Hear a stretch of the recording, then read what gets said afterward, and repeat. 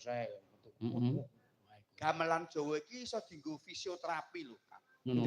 Contohnya fisioterapi contohnya pamane wong jarene wong Amerika kuwi nek lagi stres pikirane iki ngrungokke gending-gending Jawa malah.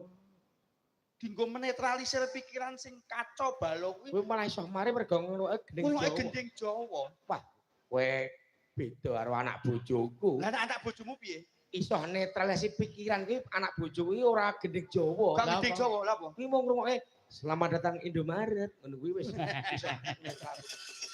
Iki jenenge seneng blonjo. Seneng blonjo jajan. Iki wingi wis padha nindakake poso. Iki wis padha badan. Mau wis halal bihalal.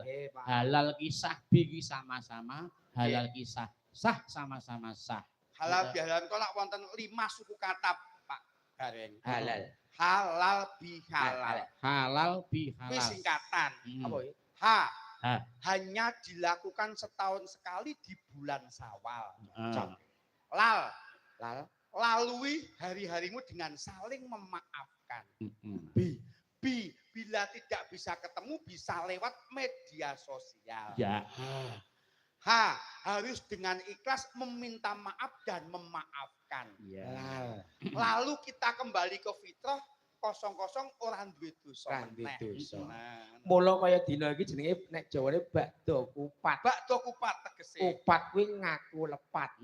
Ngakoni salah dadine. Ngaku lepat mlaku papat. Wanci poso 30 dina jenenge lebaran. Bar lebaran terus luberan. Bar luberan terus leburan. Bar leburan terus laburan. Jadi wis bar dilebar Lebaran kuwi ya ring pangapurane mergo bar sasi poso. Terus luberan turah bondomu ya kudu zakat fitrah kuwi penting. Sedekah. Ha terus kuwi bar kuwi leburan ring pangapura-puranan. Lebur dosane. Bar kuwi terus laburan. Labur kuwi putih. Dicet putih iso ngresiki jiwa raga lahir lan batine. Kembali ke suci lagi. Bagong iki pengalaman poso ndenge iki wah tenan kok. Termasuk dhewek iki ngibadahi signifikan kok. Wis sesuk swarga cadangane kok. Coba anu Gong, aku kelingan jaman kowe gugah-gugah sar. Sahur gugah sahur. Sithik ae coba sar. Lali yo. Malah sithik wae. Kowe iki marbot elok kok coba. Marbot kok disewa nang ndi-ndi kira ayo. Mengkon gugah sahur. Sendro.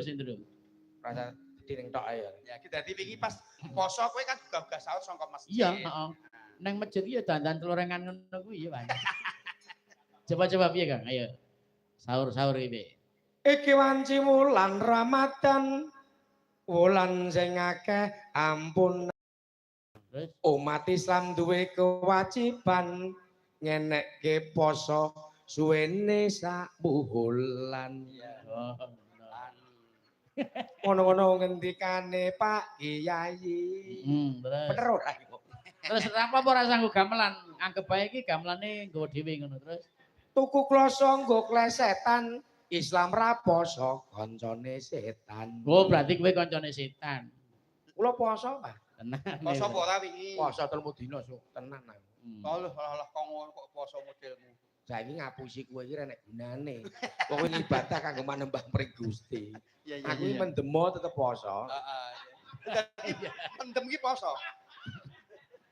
Neno.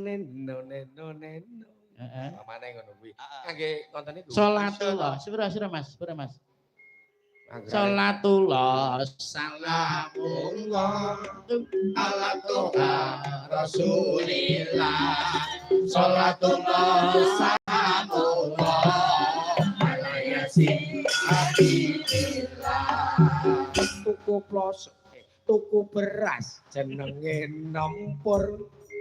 Aja lali padha sahur. Tuku kloso pepe kabah. Ayo poso sregep ibadah. Salatullah salamullah ala Rasulillah. Salatullah salamullah ala yasin habibillah. Bulan Ramadan bulan kang suci. Kabeh kudu ngati-ati. Poso wajib